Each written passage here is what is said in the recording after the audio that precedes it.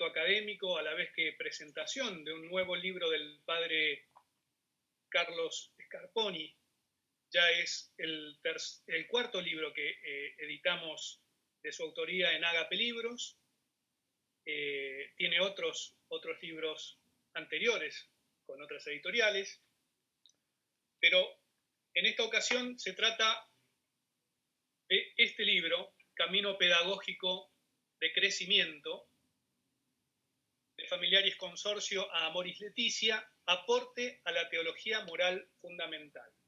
El libro acaba de llegar de la imprenta hace unos días y, bueno, a partir de hoy, que es la presentación oficial, vamos a tenerlo a la venta en todas las sucursales de Ágape, por supuesto, y se puede comprar vía online también, así que, bueno, por todos los canales habituales. Antes de comenzar entonces formalmente me presento, soy Gustavo Salvarredi, soy editor de Ágape Libros. Conozco al padre Scarponi hace 30 años por lo menos, nos hemos cruzado en diversas ocasiones y circunstancias de la vida. Ha sido profesor mío, a quien recuerdo con mucho cariño, y por eso también es una alegría especial para mí, una alegría añadida a la del nacimiento de un nuevo libro de la editorial, que este libro sea del padre Scarponi. Con mucho gusto y con mucho cariño hemos procedido a la edición del libro. Pero además del cariño, creo que es un libro que realmente es un aporte, y esto es lo importante. Es un aporte que van a saber explicar muchísimo mejor el cardenal Karlik, que va a ser quien nos oriente en el grueso de esta presentación y luego en el diálogo con el padre Scarponi. Antes de cederle la palabra al cardenal Stanislao Karlik, quisiera comentarles a todos una brevísima presentación. Por supuesto que no hace falta presentar al cardenal Karlik, pero creo que es oportuno recordar brevemente algunos puntos importantes de su vida. Es el arzobispo emérito de Paraná en este momento y es sin duda una referencia fundamental para la Iglesia argentina en las últimas décadas. En 1977 comenzó su ministerio episcopal como obispo auxiliar de Córdoba. En 1983 llega a Paraná, a la diócesis de Paraná, primero como coadjutor y luego a partir de 1986 como arzobispo titular. Se desempeñó como presidente de la Conferencia Episcopal Argentina durante 2 periodos consecutivos, entre 1996 y 2002. El Papa Benedicto XVI lo creó cardenal en 2007.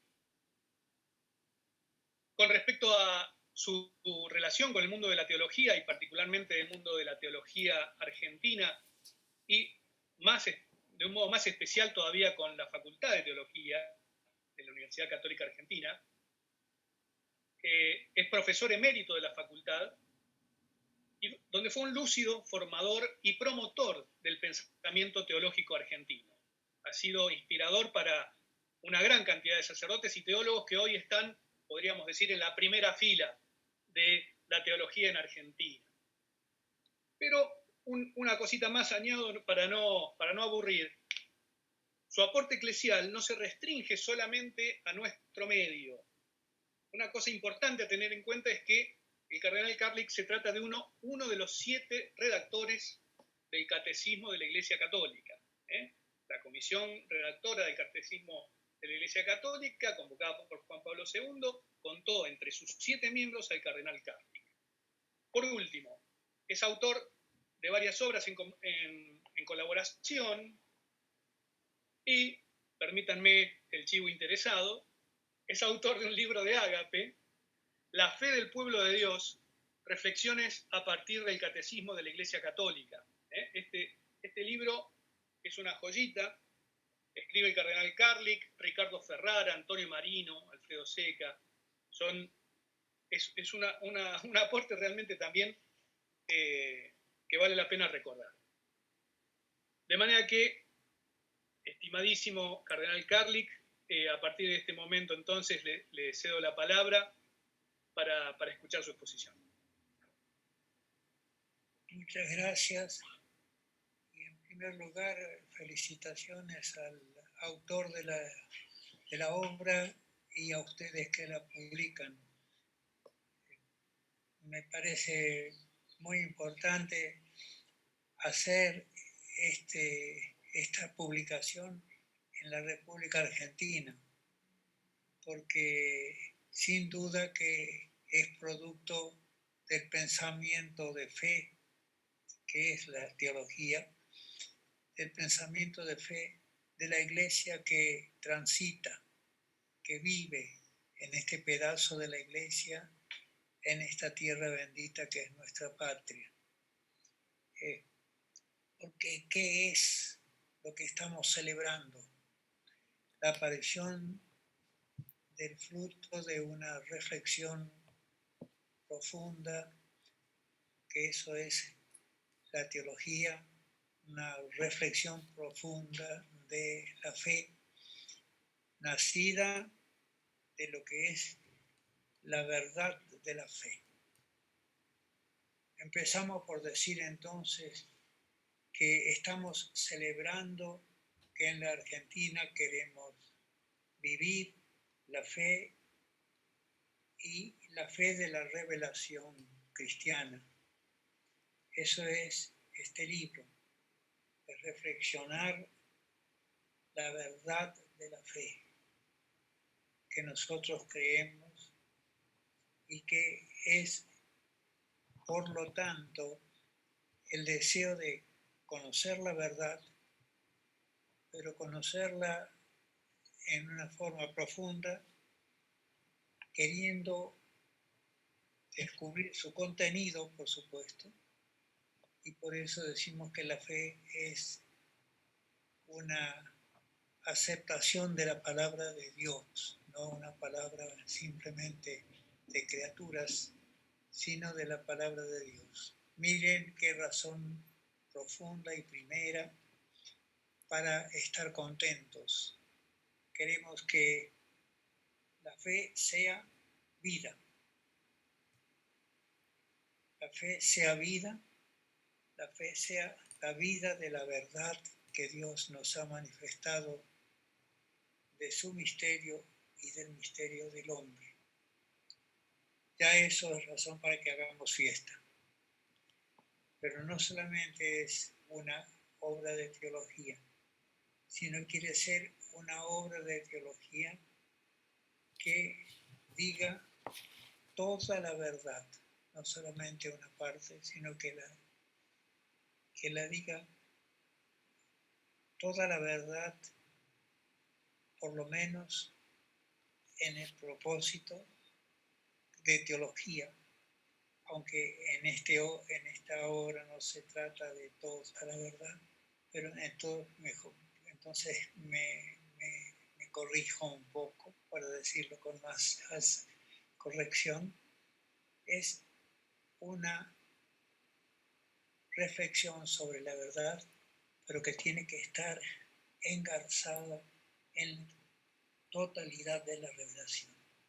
Y entonces lo que nosotros decimos que queremos pedirle al Señor que así vivamos esta ayuda de conocer la verdad.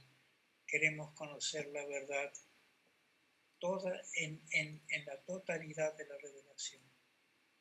Y una de las cosas que quisiéramos decir para atender a una de las normas que nos decía el cardenal Ratzinger cuando era nuestro conductor en la redacción del catecismo, quiera Dios que lo que se diga, lo que se dice en este libro sea parte de la totalidad, pero en referencia a la totalidad de la revelación, porque la verdad hay que, en la iglesia, en la vida del mundo, hay que vivirla en su totalidad, pero no solo en su totalidad, sino también en la relación de las partes de la verdad revelada, para que sea una totalidad estupenda, para no perder nada de lo que Dios nos ha querido enseñar, sino también una relación en sus partes y una relación jerarquizada para que la verdad total muestre su verdadera belleza, de tal manera que la verdad de mayor significación tenga su lugar y las otras verdades menores tengan una relación para hacer que esa totalidad sea una armonía. Toda la verdad, jerarquía de verdades.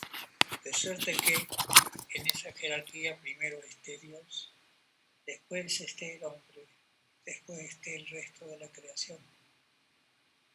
Nosotros del cosmos, entonces nosotros tenemos que vivir no solamente para darle su lugar, sino para que una parte ilumine a la otra. Una consecuencia inmediata preciosa es: no se puede entender el hombre sino en el misterio de Dios. No se puede entender el misterio del hombre histórico sino en relación al misterio del Hijo de Dios hecho hombre, etcétera, etcétera. Qué maravillosa significación que tiene este esfuerzo de relacionar las verdades entre sí. No podemos entender el trabajo del hombre, sino como una continuación de la obra de Dios creador. No podemos entender el caminar del hombre en la historia, sino un caminar hacia la gloria. De tal manera que no se debe perder la significación del instante. En realidad, en cada instante se está jugando algo maravilloso, se está jugando el más del hombre hacia Dios. Entonces, qué manera de entender la dignidad de la vida del hombre, la responsabilidad del hombre de su libertad. Qué maravilla es decir, el hombre no puede sino siguiendo el llamado de Dios a hacer las cosas según Dios. De tal manera que el trabajo es continuar la obra de Dios. Todo acto de libertad es una obediencia al mandato de amor de Dios. Porque la ley totalizante de la conducta del hombre es amar. Amar a Dios, amar al hombre, amar al otro como a uno mismo, amar al otro como el otro lo ama a Dios. Todo esto tiene que estar en el fondo de este libro y de toda posición teológica, si quiere ser una parte de la teología y así una parte de la visión reflexiva sobre la obra de Dios en la cual estamos nosotros viviendo. Tenemos que decirlo siempre, lo tenemos que decir muy especialmente cuando hay especiales dificultades para aceptar el misterio de Dios y así la verdad del hombre. Este libro se incorpora a la historia de la salvación de Argentina, a la historia de la salvación del mundo, porque seguramente va a salir de Argentina esta obra y va a ser aprovechada por otros. Pero yo quisiera terminar diciendo esto, ¿no? No podemos dejar de pensar que la fe, acompañada por la esperanza y transformada, enriquecida por la caridad, está siempre buscando más y mejor, algo mejor, creciendo en la luz de su verdad y creciendo así en la pasión hermosa de la caridad. No tenemos sino esta ley estupenda como ley propia del hombre que Dios ha creado.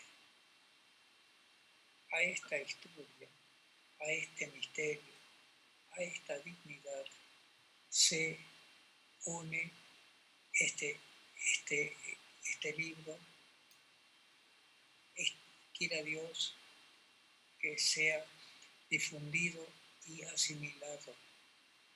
La responsabilidad que tuvo su autor, nuestro querido padre Scarponi, de quien tuve el honor de ser profesor, y un querido amigo, quien me acompañó en mis trabajos de la redacción del catecismo.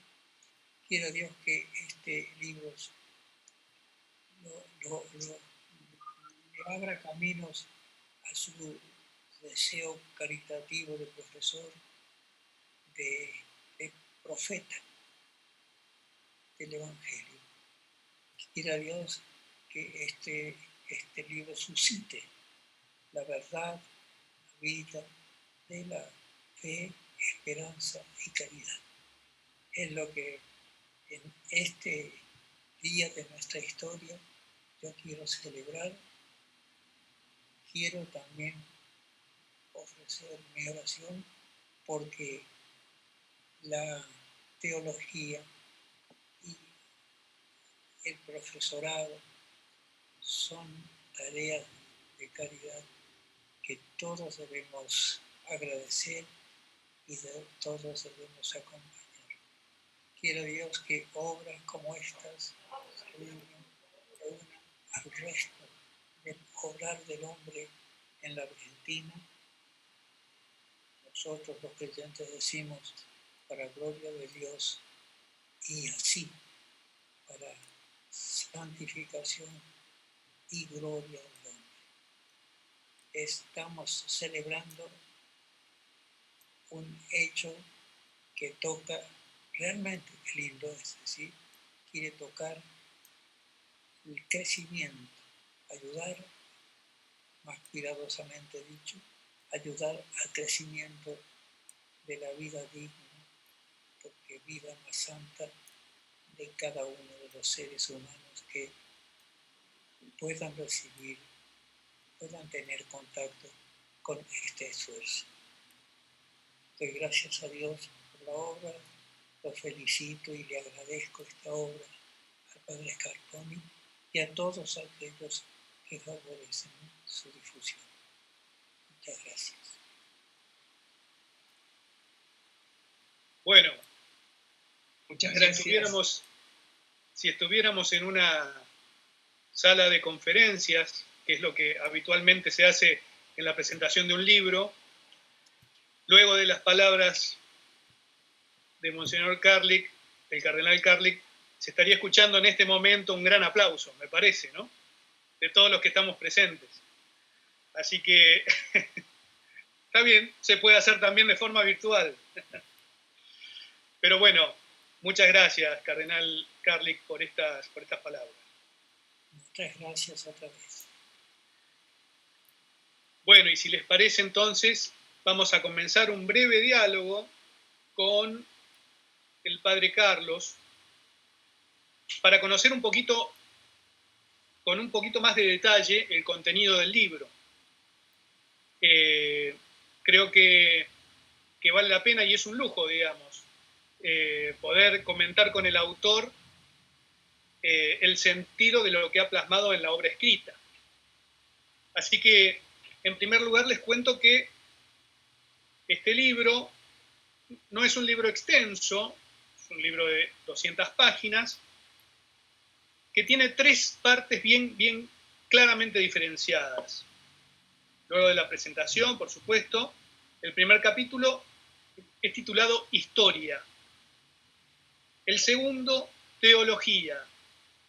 Y el tercero, Pastoral. Así, con sencillez, con simpleza, el padre Carlos estipula, dibuja con trazos muy finos los 3 momentos de este libro. Un momento de historia, un momento de teología y un momento de pastoral. Vamos a charlar y a desmenuzar un poquito, poco a poco, con el padre Carlos, el contenido de este libro. Y antes de ir a las 3 partes, me gustaría, Carlos, hacerte una primera pregunta, con referencia a lo que vos decís en la presentación. Hacés una referencia autobiográfica sobre la gestación de este libro. ¿Podrías contarnos un poquito de qué se trata esto? Cómo no, con mucho gusto. Total, está escrito y si alguno lo consigue lo va a leer. Bueno, yo me refiero en primer lugar a que yo nací y crecí en una comunidad eclesial que me fue dando como una forma de ser cristiano, que mi impresión es que la hemos recibido todos aquí, en mayor o menor medida, en la iglesia en Argentina, una forma de ser cristiano que yo llamo, el calificativo puede resultar un poquito chocante, pero yo llamo una forma cristiana legalista y sacramentalista. Y yo creía que eso debía ser así.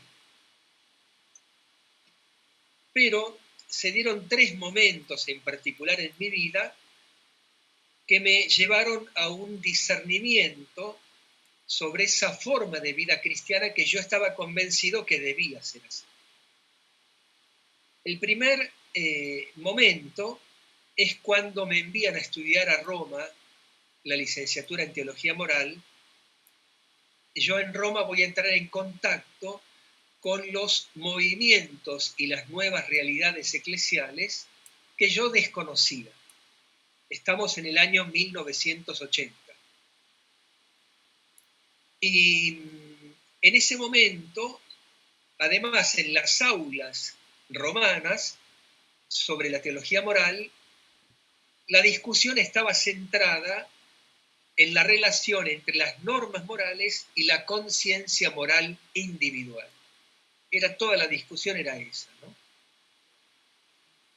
Bien, justo en el año 81, providencialmente, Juan Pablo II va a fundar el instituto que lleva su nombre para matrimonio y familia.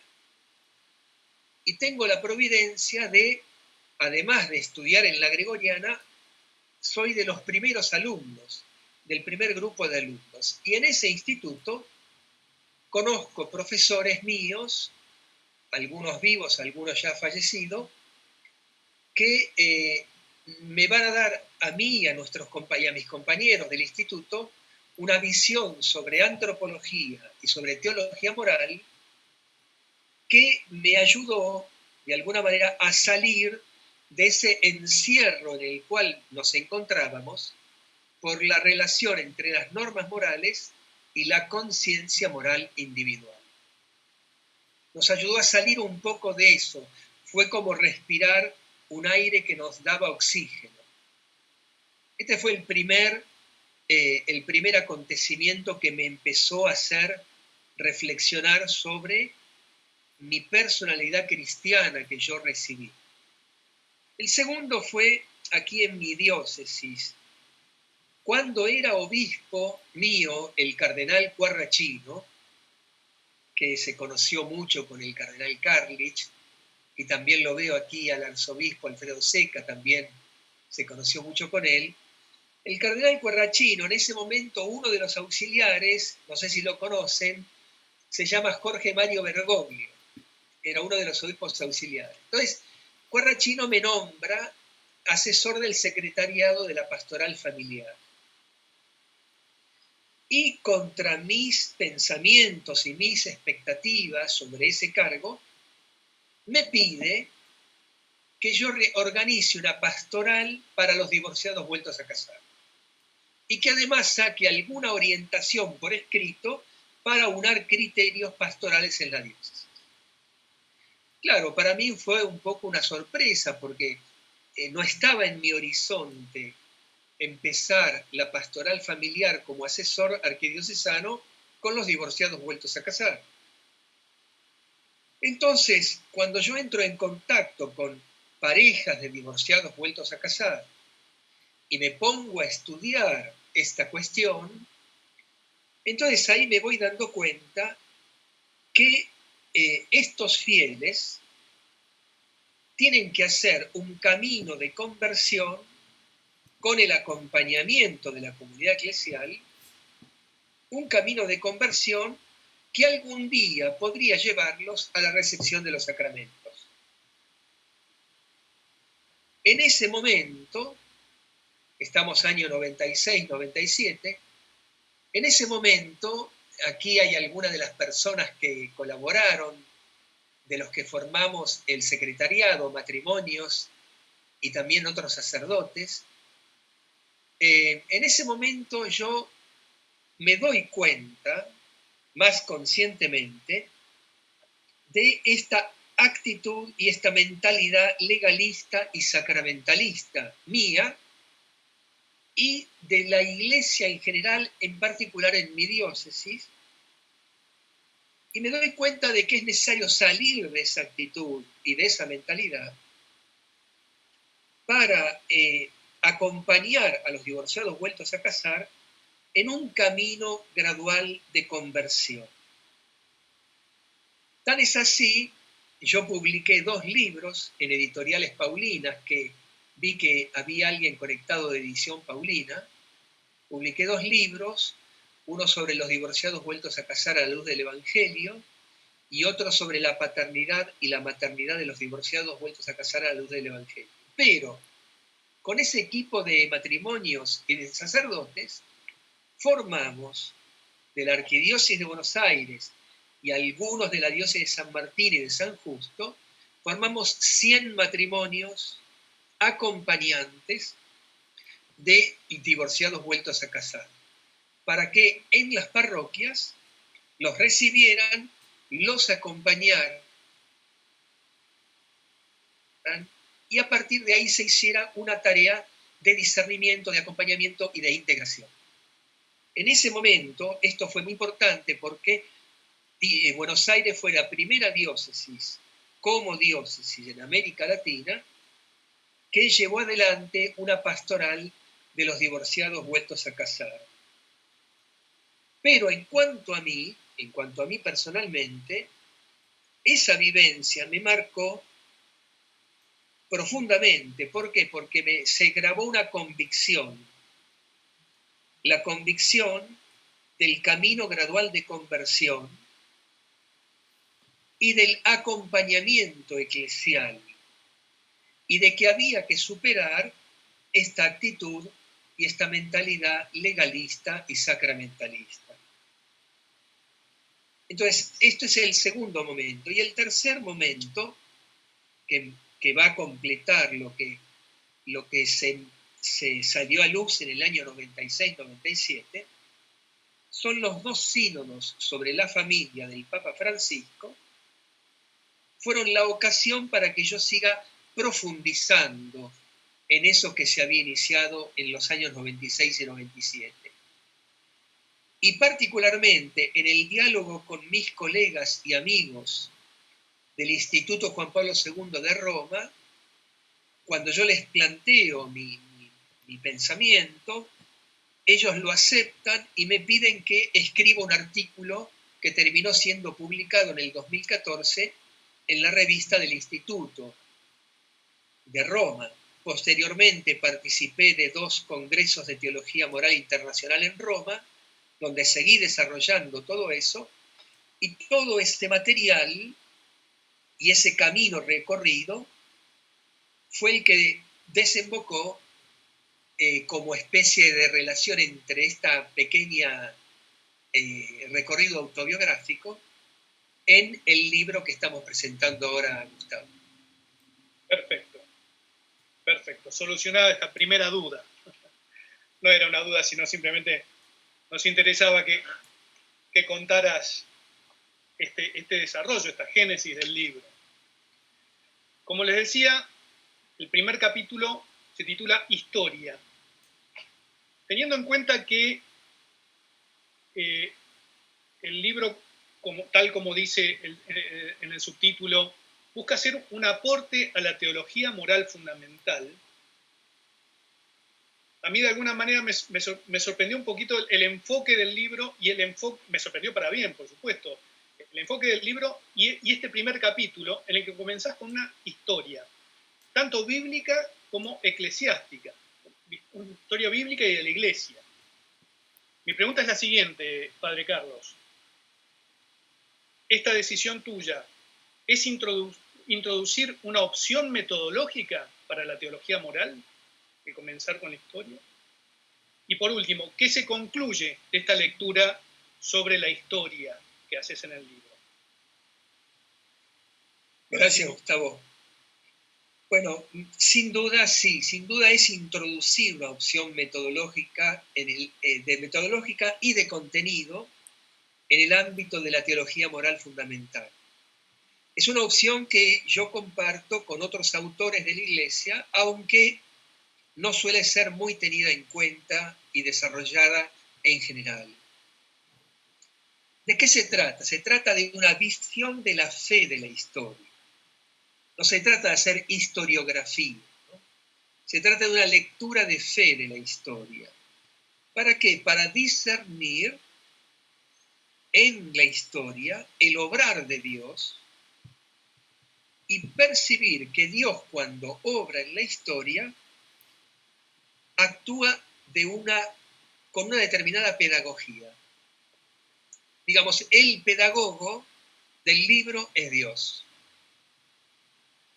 Porque Él actúa con una determinada pedagogía. ¿Y cuál es la pedagogía de Dios? Que es una dimensión intrínseca de la vida moral del hombre. Es que Dios, en su obrar histórico, siempre se adapta a nuestro modo humano de ser. Actúa de modo humano. ¿En qué sentido actúa de modo humano? Yo voy a tomar dos aspectos. El primero, que van a ser las dos dimensiones fundamentales de lo que después va a ser la teología de este camino pedagógico de crecimiento. Estas dos dimensiones fundamentales, Dios se adapta a nuestro modo humano de ser en cuanto que somos seres históricos y comunitarios. Entonces, en cuanto que somos históricos, es decir, tenemos que recorrer un camino progresivo. En cuanto que somos seres comunitarios, solo podemos recorrer ese camino en el seno de una comunidad. Estos dos son los pilares fundamentales de la pedagogía de Dios, que se va a continuar en la vida de la Iglesia hasta el fin de los tiempos. Ese es el primer aspecto que yo voy a tomar. Pero el segundo, que viene de la distinción que vos mencionaste, Gustavo, entre historia bíblica e historia de la Iglesia. ¿Qué saco yo de esa distinción? Que la pedagogía de Dios tiene como un dinamismo que no se debe perder, se debe continuar. ¿En qué consiste ese dinamismo? Es un dinamismo de fidelidad y de desarrollo. Un dinamismo de continuidad y de profundización. Es decir, en la pedagogía de Dios hay una realidad a la cual la Iglesia deberá permanecer siempre fiel. Pero se trata de una fidelidad que no comprende ni vive la tradición como algo fosilizado, como algo rígido, como algo inmutable, sino como una realidad llamada a ser profundizada y desarrollada a lo largo de la historia. Entonces, de este modo humano de obrar de Dios, que yo lo reduzco a lo que llamo historia bíblica, por ponerle un nombre que es accesible a todos, de esta pedagogía de Dios, de este modo humano de obrar de Dios, va a surgir la historia de la Iglesia. La historia de la Iglesia que yo la voy a considerar a partir de la sucesión apostólica en el siglo I. Entonces, desde esa luz de la fe, desde la luz de la pedagogía divina, quiero analizar la historia de la Iglesia hasta la actualidad y como una historia que se proyecta a la gloria de los resucitados. Y entonces, siguiendo a Benedicto XVI, yo voy a dividir la historia de la Iglesia en dos grandes periodos. El primer periodo va a ser el del siglo I al siglo IV, y el segundo periodo va a ser desde el siglo IV hasta la actualidad. ¿Por qué el siglo IV? Porque en el siglo IV va a haber un cambio muy grande para la Iglesia, que es el famoso Edicto de Milán del emperador Constantino, que va a reconocer la libertad, lo que hoy día llamamos la libertad religiosa para la Iglesia. ¿En qué yo me voy a centrar, ¿no? En estos dos grandes momentos, siglo I al siglo IV hasta la actualidad? ¿En qué me voy a centrar? Me voy a centrar en que del siglo I al siglo IV la Iglesia vivía en las casas de familia, lo que solemos llamar técnicamente la domus ecclesiae, en las casas. Ya Jesús se reunía en la casa de Pedro y Andrés, en la casa de Marta y María, etc. Entonces, esto se va a continuar. Y la Iglesia va a continuar la pedagogía de Dios, tanto en su vida comunitaria, como en la relación que establece con los judíos y con los paganos. Judíos y paganos que querían incorporarse a la Iglesia. Y allí la Iglesia del siglo I al IV elabora una pedagogía que la va a plasmar en un único camino pedagógico en tres momentos. Primero, el catecumenado. Segundo, la iniciación cristiana, bautismo, confirmación, Eucaristía. Tercero, el neofitado, es decir, los renacidos en Cristo seguían siendo acompañados por las comunidades eclesiales.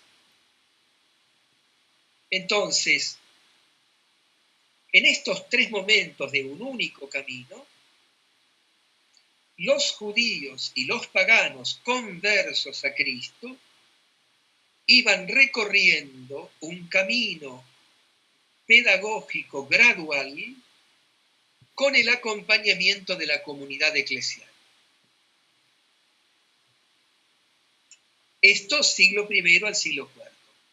Pero ¿qué pasa a partir del siglo IV con el famoso Edicto de Milán? Se va a iniciar un proceso muy lentamente por el cual en la Iglesia se comienza a abandonar el camino pedagógico de crecimiento. Y se va instalando paulatinamente en la Iglesia una actitud y una mentalidad que yo llamo legalista y sacramentalista. ¿En qué consiste, para describirla brevemente, esta mentalidad y esta actitud? Consiste en dar sacramentos sin evangelización. Dar sacramentos sin evangelización. Es decir, cuando digo evangelización, sin ese camino pedagógico de crecimiento. Es en el Concilio Vaticano II y en el Sínodo de la Familia de 1980, donde vuelve a aparecer en la vida y en la reflexión de la Iglesia el camino pedagógico de crecimiento.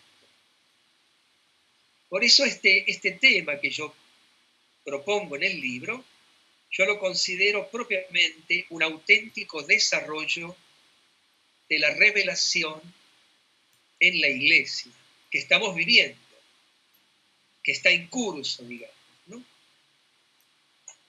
Es decir, eso que surge en el Vaticano II y en este sínodo de la familia de 1980, donde el relator era Joseph Ratzinger,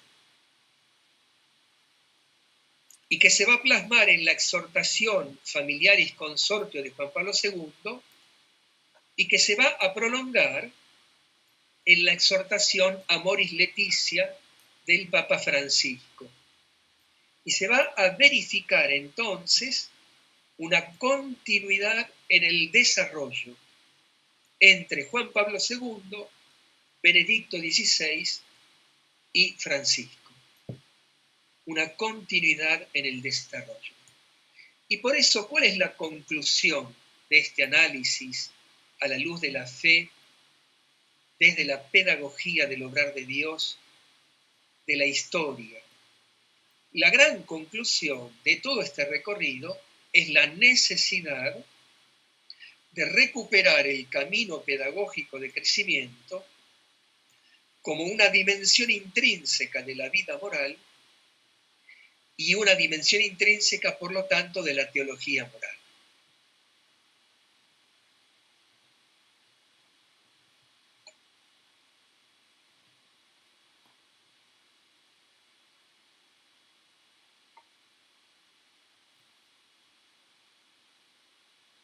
Estaba silenciado, perdón.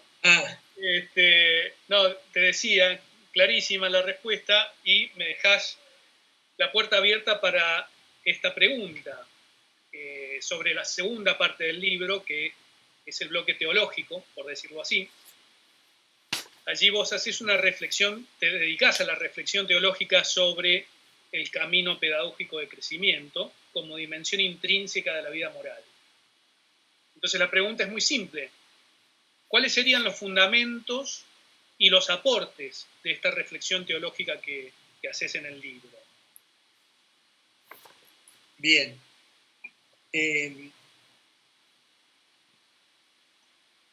Yo algo recién, si me expresé claramente cuando hablé de la pedagogía de Dios que se adapta a nuestro modo humano de ser, algo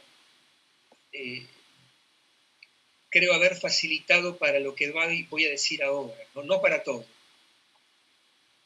En cuanto a la elaboración propiamente teológica de esta segunda parte del libro, que obviamente que es la parte central del libro, yo sistematizo el camino pedagógico de crecimiento en 4 aspectos. 4 aspectos, que si bien yo los voy distinguiendo, son inseparables. Bien, ¿cuál es el primero? En el primer aspecto de esta elaboración teológica del camino pedagógico de crecimiento, yo destaco la dimensión comunitaria de la vida moral cristiana. Es muy importante tener una convicción muy profunda. No es posible al hombre histórico, pecador, redimido. No es posible seguir a Cristo sin el acompañamiento maternal de la Iglesia. En cuanto que la Iglesia, la comunidad eclesial, tiene que crear para sus hijos aquellas condiciones humanas que son absolutamente indispensables para que sus hijos puedan conocer y vivir el designio sabio y amoroso del Padre.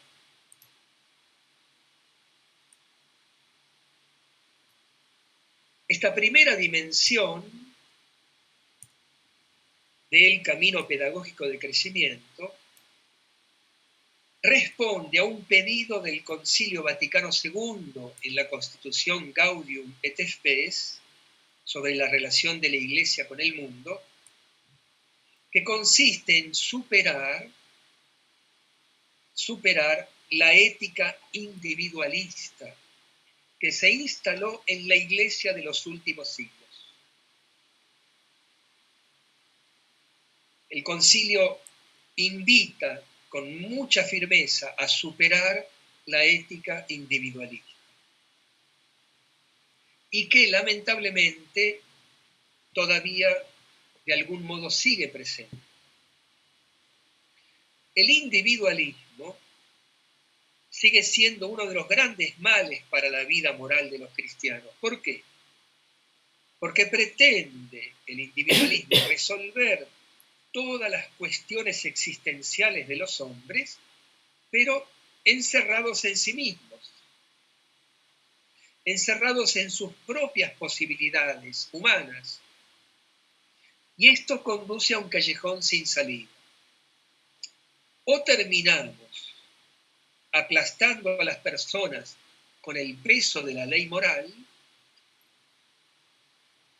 o terminamos aplastando a las personas con el peso de su propia realidad humana, frágil y miserable, dejándolos solos, dejándolos aislados por una falsa liberación de la ley moral.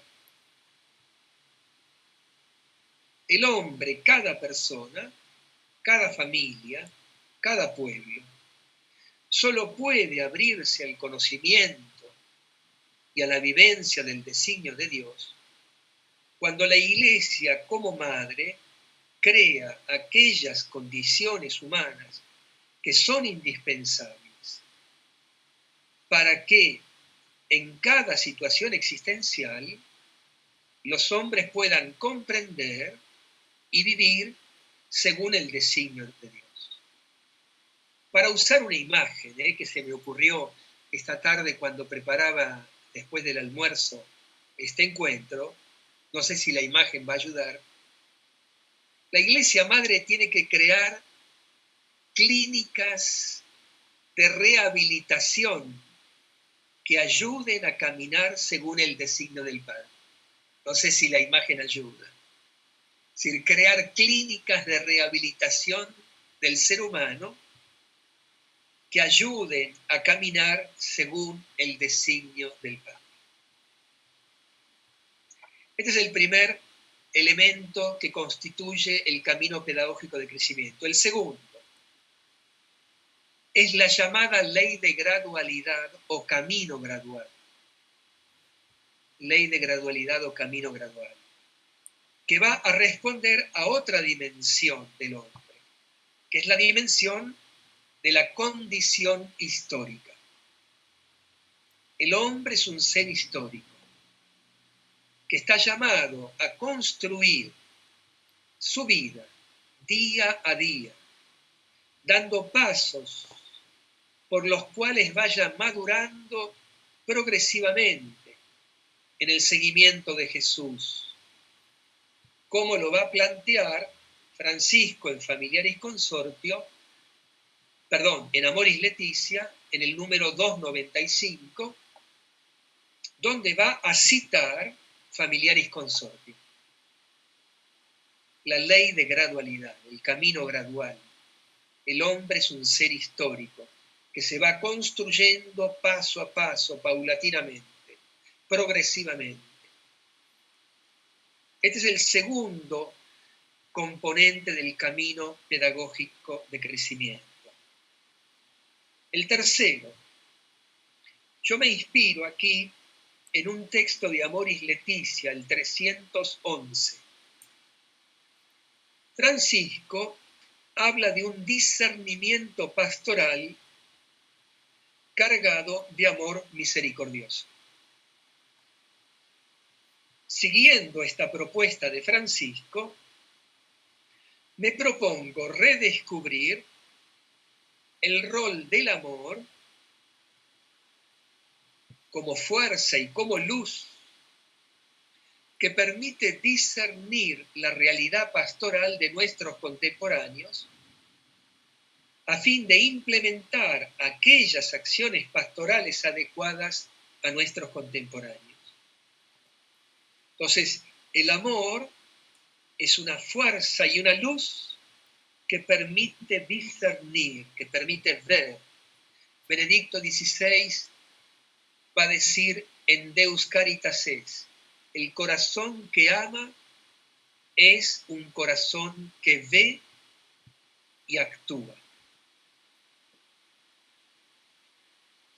Se trata entonces de promover un discernimiento prudencial en la vida pastoral como amor que discierne. Esta es una expresión de San Agustín. San Agustín define la prudencia como un amor que discierne. Pero yo lo aplico a la prudencia pastoral. ¿Y en qué consiste? Consiste en volver a poner en el centro de la vida de la Iglesia la actitud de Jesús, el buen pastor.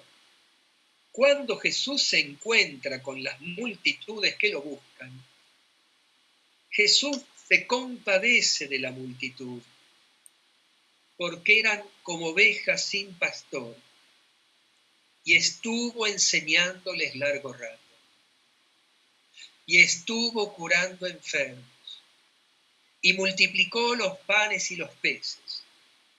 ¿Qué quiero decir? Que el obrar pastoral de Jesús brota de un discernimiento que él realiza a la luz del amor de su corazón, de buen pastor. Esto pueden verlo en el Evangelio de San Marcos, capítulo 6, versículo 34.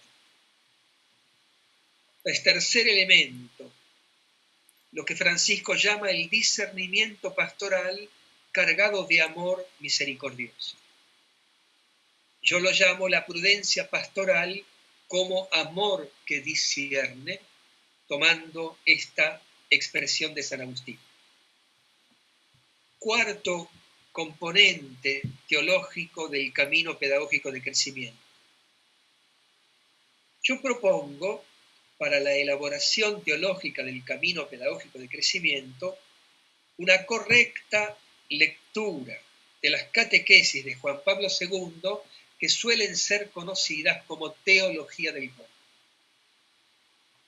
pero que el autor, Juan Pablo II, las llama el amor humano en el plan divino. Esta lectura correcta tiene que ser a la luz de lo que el mismo Juan Pablo II dice. Cito, la teología del cuerpo es pedagogía del cuerpo.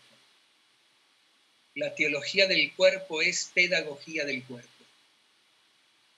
Es decir, la teología del cuerpo no es algo abstracto, no es algo teórico, sino es una realidad práctica que tiene que hacerse vida en las acciones concretas nuestras. Sobre esta realidad de la pedagogía del cuerpo, según Juan Pablo II, yo solamente me limito a hacer una propuesta de aproximación en función de un futuro desarrollo, porque en mi opinión es una realidad no del todo adecuadamente estudiada en estas famosas catequesis de Juan Pablo II.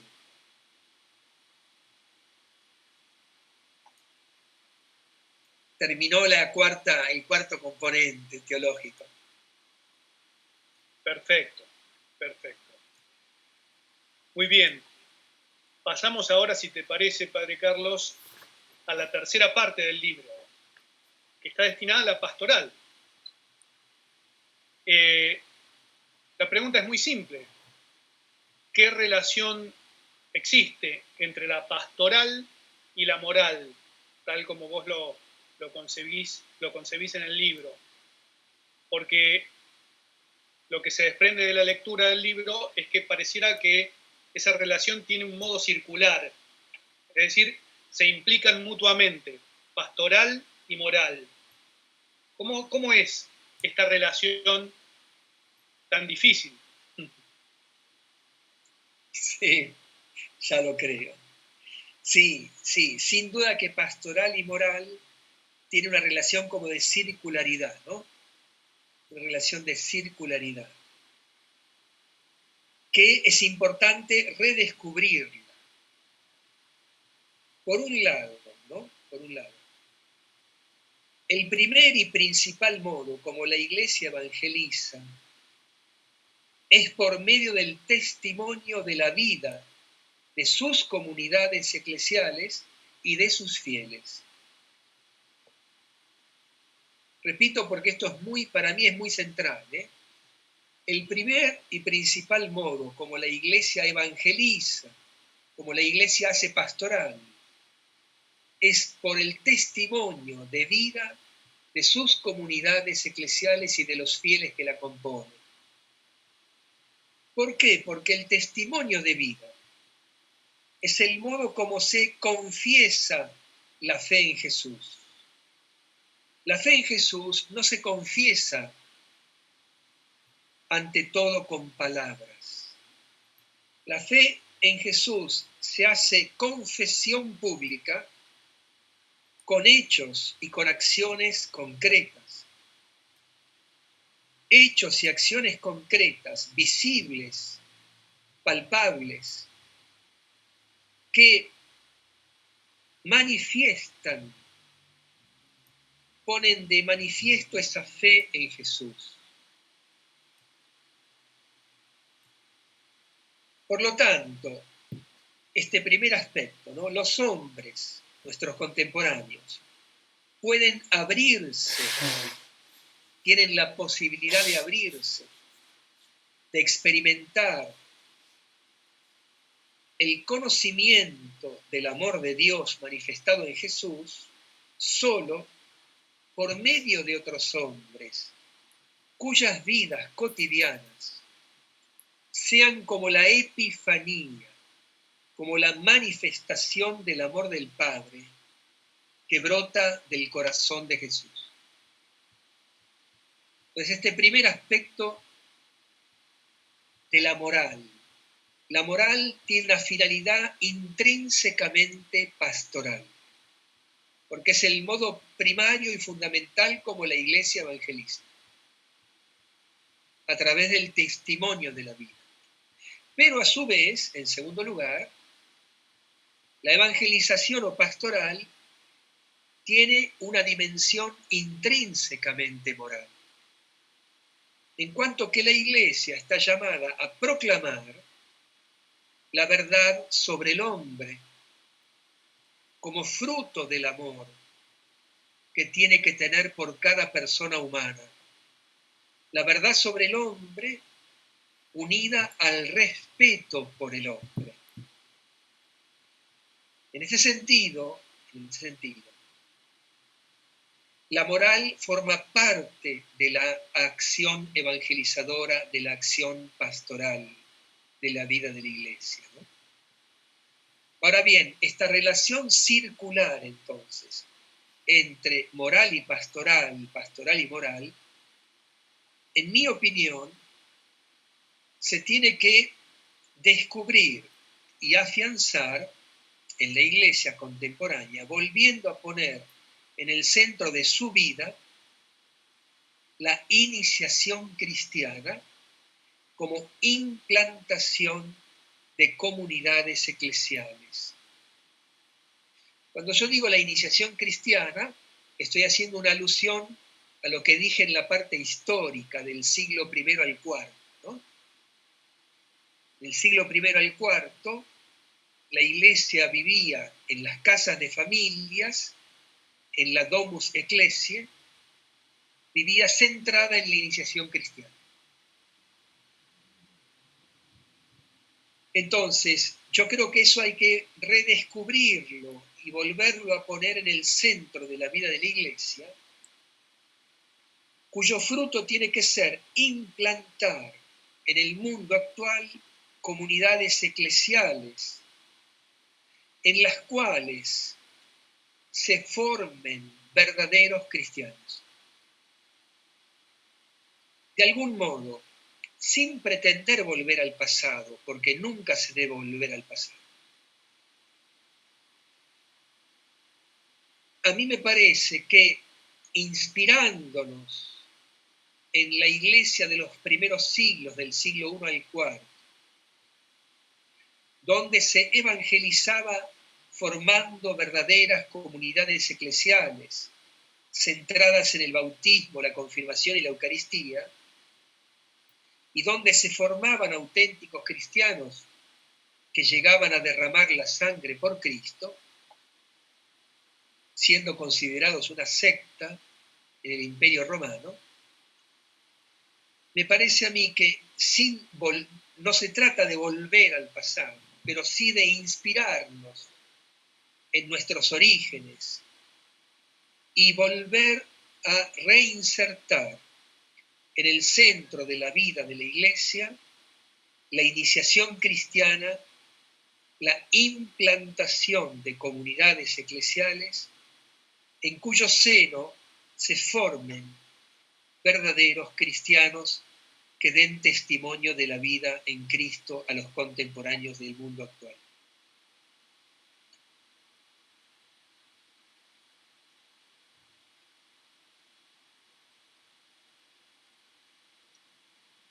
Gracias, Carlos, por esta respuesta. ¿Sabes qué? Corregime si me equivoco, por favor. ¿Podría decirse entonces también que en un sentido la moral y en su relación con la pastoral como forma en la que la Iglesia se hace presente y lleva a cabo su misión en el mundo, la moral podría ser, la moral bien vivida, un servicio que la Iglesia hace al mundo? Es decir, la moral, y esto me lleva a otra pregunta o a otra duda que comparto con ustedes. Yo creo que no siempre creemos que la moral plenamente cristiana y plenamente católica es un servicio. No siempre lo creemos de verdad y por eso muchas veces la maquillamos, la disimulamos un poco como para que en el diálogo con el mundo ser más simpáticos. Creo que este es un grave riesgo que corre la Iglesia y que corremos los cristianos, los católicos. No entender y no creer en el fondo que lo que tenemos para dar como testimonio, viviendo plenamente la moral cristiana, es un servicio. ¿Es así, Carlos? ¿O va en esa línea lo que vos comentás? Sí, va en esa línea. Yo te diría, la descripción que hace el concilio de la moral, de la teología moral, termina diciendo para la vida del mundo, ¿no? Que es lo que vos llamás servicio, ¿no? Es decir, la vida moral está en función de la vida del mundo, que es lo que yo llamo la finalidad pastoral de la moral, para la vida del mundo. Segundo, sería bueno releer la llamada Carta Diogneto, donde el autor, que no sabemos si se llamaba Diogneto, va a hablar de lo que es el cristiano en el mundo, ¿no? Y va a decir que el cristiano en el mundo no se distingue de los demás por la forma de hablar, de vestir, etc., ¿no? Sino se va a distinguir por la forma de vida. Por la forma de vida. Entonces siempre, y esto tiene una importancia con algo que dijo Benedicto XVI en Aparecida, y que lo retoma Francisco en Evangelii Gaudium. La Iglesia crece por atracción. Cuando los hombres ven, como dice los Hechos de los Apóstoles, ¿no? Los demás veían cómo vivían los cristianos. Cuando los hombres ven una nueva forma de vida, que nosotros llamamos vida cristiana, probablemente van a sentirse atraídos. Y ese es el inicio de la fe, la atracción. Nadie puede venir a mí si el Padre no lo atrae, va a decir Jesús en el capítulo 6 del Evangelio de San Juan. Pero la atracción, ¿cómo se da? Por el testimonio de la vida. Por el testimonio de la vida. Perfecto. Queda por mi parte una sola pregunta, Carlos. Muy bien. Es la siguiente. Así también vamos redondeando, no queremos que se extienda demasiado el evento. Sería bueno, continuando con lo que estabas comentando, si desarrollaras un poco lo que decís en el libro sobre la perspectiva existencial del camino pedagógico de crecimiento. En este tema es como si unieras el planteo de Juan Pablo II sobre la autoeducación, por otro lado la perspectiva bíblica sobre la conversión, y por una tercera parte sería lo que Francisco nos dice en Amoris Laetitia sobre el acompañamiento, el discernimiento y la integración. ¿Cómo podemos definir entonces esta perspectiva existencial del camino pedagógico de crecimiento? Bueno, lo voy a responder brevemente, ¿no? Después, si alguno lo quiere ampliar, tendrá que acceder al libro. Es decir, Juan Pablo II, que tiene una carta a los jóvenes, que está entre las catequesis, el amor humano en el plan divino, y la Veritatis Splendor, que él la va a citar en la Veritatis Splendor, en esa carta a los jóvenes tiene un número dedicado a la autoeducación, que es un tema muy recurrente en Juan Pablo II, la autoeducación. A mí me parece algo central para la pedagogía de la Iglesia, en la vida moral. ¿Por qué?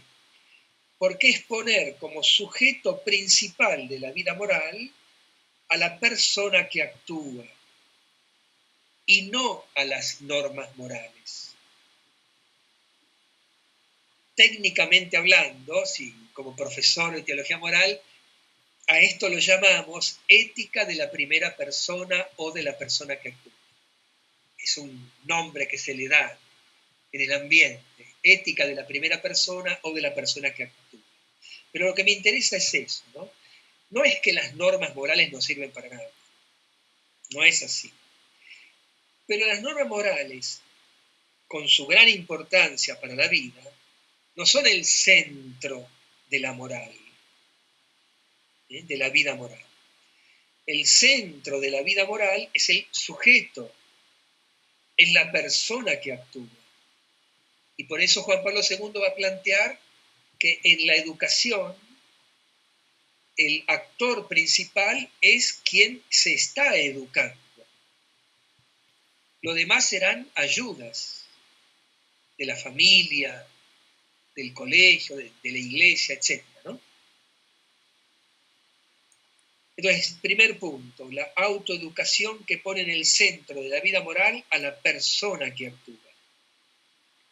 De aquí pasamos a los textos del Nuevo Testamento que nos van a mostrar la conversión de los judíos y de los paganos, pero que ambos, judíos y paganos que se convierten a Cristo, son guiados por la Torá. ¿Qué es la Torá?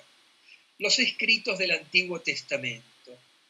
¿Por qué? Porque los escritos del Antiguo Testamento llevan a que yo me convierta de los ídolos al Dios vivo y verdadero.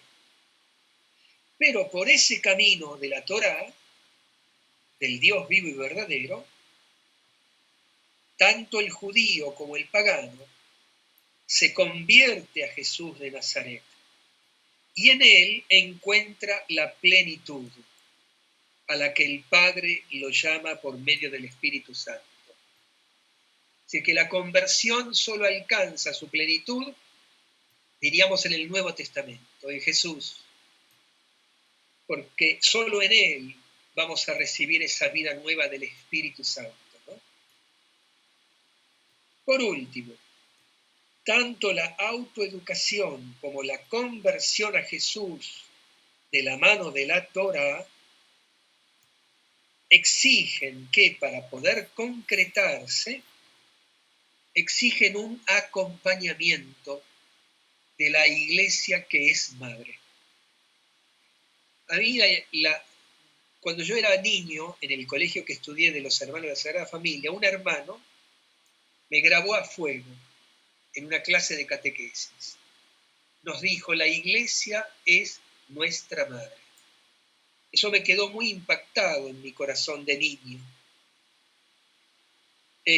Entonces, pero la maternidad de la Iglesia implica, como toda maternidad, un acompañamiento en la vida de sus hijos, un discernimiento sobre la vida de sus hijos y una integración a la vida familiar de la vida de sus hijos. ¿Cuánto se preocupa una madre cuando un hijo se desintegra de la vida de la familia? ¿No? Bien, análogamente, de modo similar, tiene que ser la iglesia. Entonces la iglesia, dice Francisco en Amoris Laetitia, ¿no?, como madre tiene que acompañar, discernir e integrar. Estas tres palabras claves de Amoris Laetitia que nos propone Francisco, yo las profundizo, las desarrollo con un calificativo. Tiene que ser un acompañar, un discernir y un integrar catecumenal. ¿Qué quiero decir con este calificativo, catecumenal? Es decir, yo pretendo que ese acompañamiento, ese discernimiento y esa integración continúen y actualicen en el siglo XXI el camino pedagógico de crecimiento que se vivió en la iglesia primitiva de los siglos I y IV. En este sentido, no lo voy a explicar ahora, obviamente, porque sería muy largo. En este sentido, propongo un desarrollo de lo que plantea Francisco, a la luz de la autoeducación, a la luz de la conversión según el Nuevo Testamento, un desarrollo de lo que plantea Francisco en Amoris Laetitia para ir, por así decir, más allá. Y proponer entonces esta dimensión maternal de la Iglesia que acompaña, que discierne, que integra a sus hijos en este camino pedagógico de crecimiento. Bien, yo terminaría, Gustavo, si vos me permitís, con un brevísimo agradecimiento. Ante todo, un agradecimiento en tu persona a Ágape por haber aceptado publicar el libro. Un agradecimiento a la Facultad de la Teología, de la cual he sido alumno y hace 37 años que soy profesor, Facultad de Teología de la Universidad Católica. Un agradecimiento a la Universidad Católica que nos ha facilitado esta conexión vía Zoom. Bueno, un agradecimiento muy especial, muy especial. Él sabe cuánto lo quiero y lo valoro y lo aprecio, al cardenal Carli, que está viéndonos desde Paraná y que ojalá en algún momento de este año pueda hacerme un viajecito a Paraná para que nos veamos personalmente. Así que yo le agradezco que usted haya tenido la deferencia y el honor para mí de haber prologado el libro y de haber participado hoy en esta presentación. Agradezco a los alumnos que hayan podido estar presentes de la Facultad de Teología, a mis alumnos, muchas gracias, y a todas las personas que se han conectado. Agradezco a todos.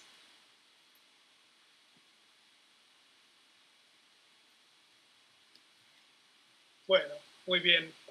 Un nuevo aplauso virtual, aunque sea. Muy bien para el padre Carlos y esta obra. Bueno, entonces de